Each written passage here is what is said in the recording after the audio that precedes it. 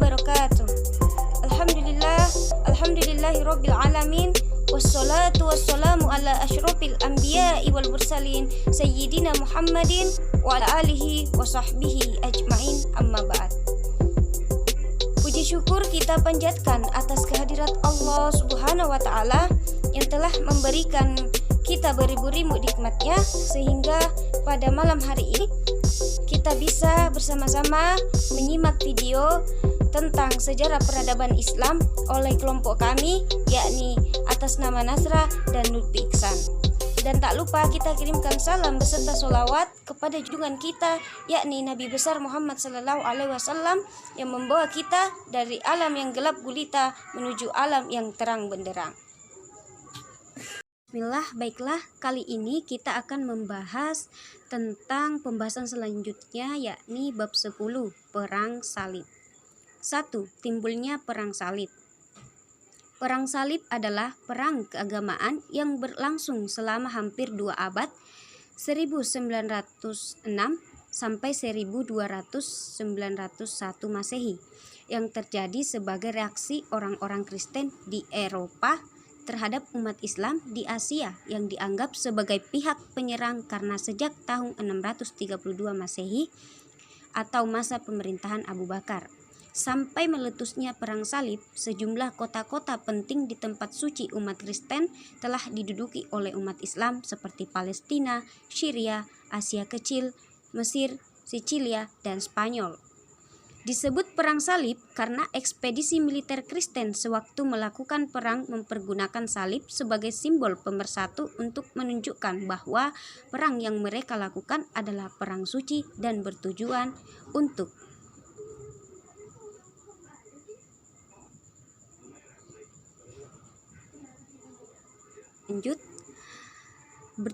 untuk membebaskan Baitul Maqdis atau Yerusalem dari tangan umat Islam. 2.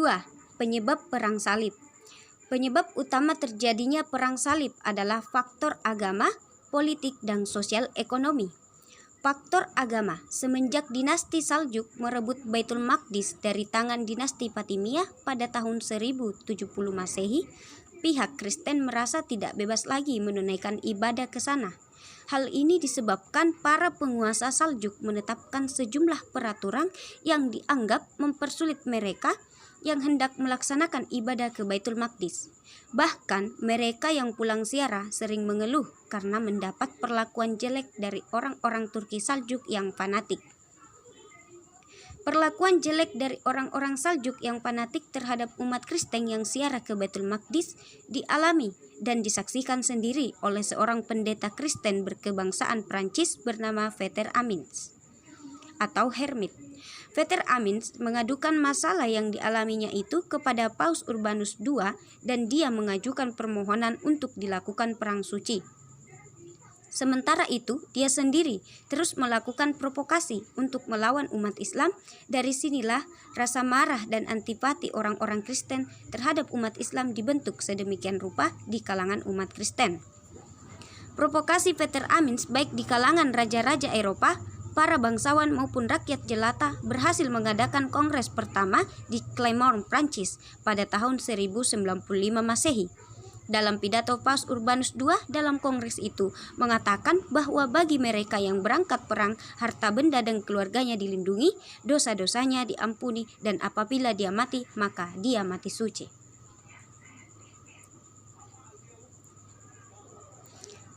Dan ketiga, serangan Kristen dalam Perang Salib tahun 1096 sampai 1144 Masehi.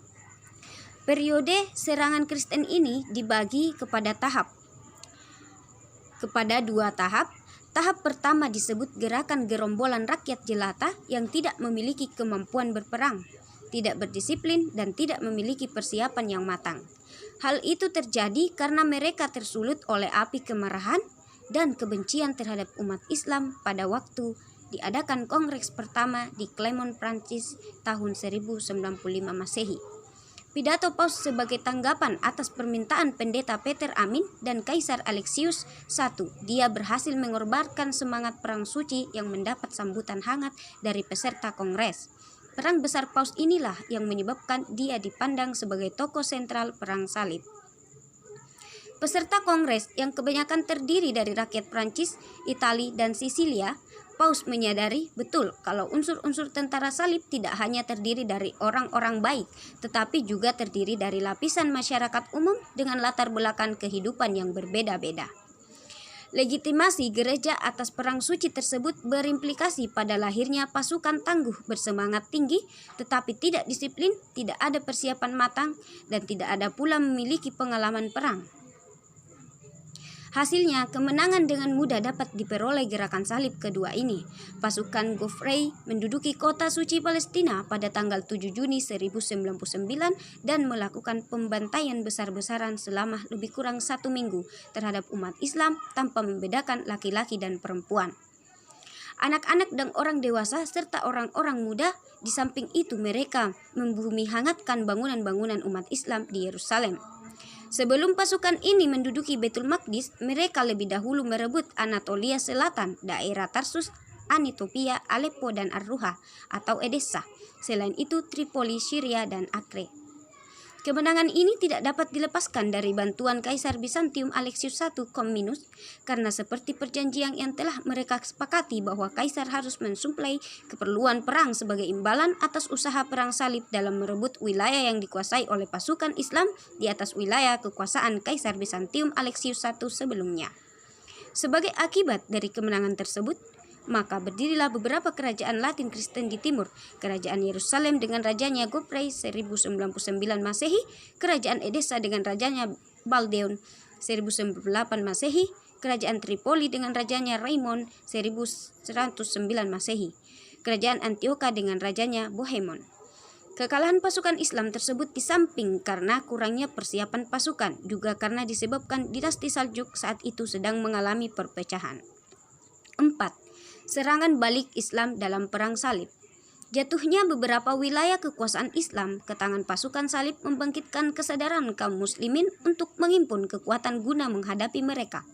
Maka, di bawah komando Imaduddin Sanki, gubernur Mosul, kaum muslimin bergerak maju membendung serangan pasukan salib sampai mereka berhasil kembali merebut Aleppo dan Edessa dari tangan orang Kristen pada tahun 1114 Masehi.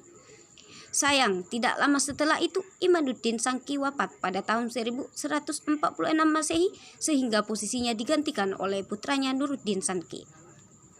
Di bawah pimpinan Nuruddin Sanki, dia ingin meneruskan cita-cita ayahnya untuk merebut dan membebaskan negara-negara Islam di dunia timur dari cengkraman kaum salib.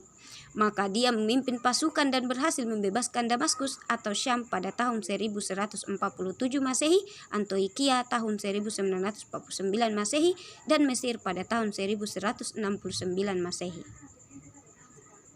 5. Kesudahan perang salib. Tentara salib pada periode ini dipimpin oleh Raja Jerman Fredrik II. Tujuan utama mereka untuk membebaskan Baitul Maqdis sebelum mereka ke Palestina. Mereka berusaha merebut Mesir lebih dahulu dengan harapan dapat bantuan dari orang-orang Kristen Kipti pada tahun 1219 Masehi.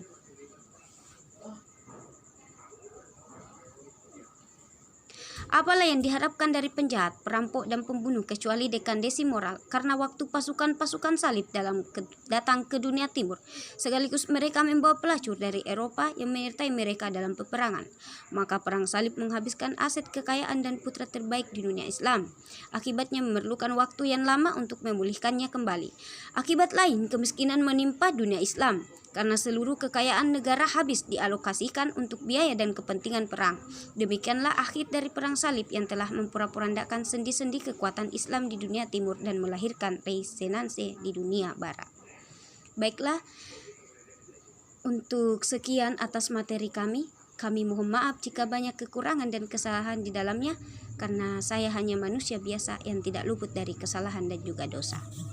Wassalamualaikum warahmatullahi wabarakatuh.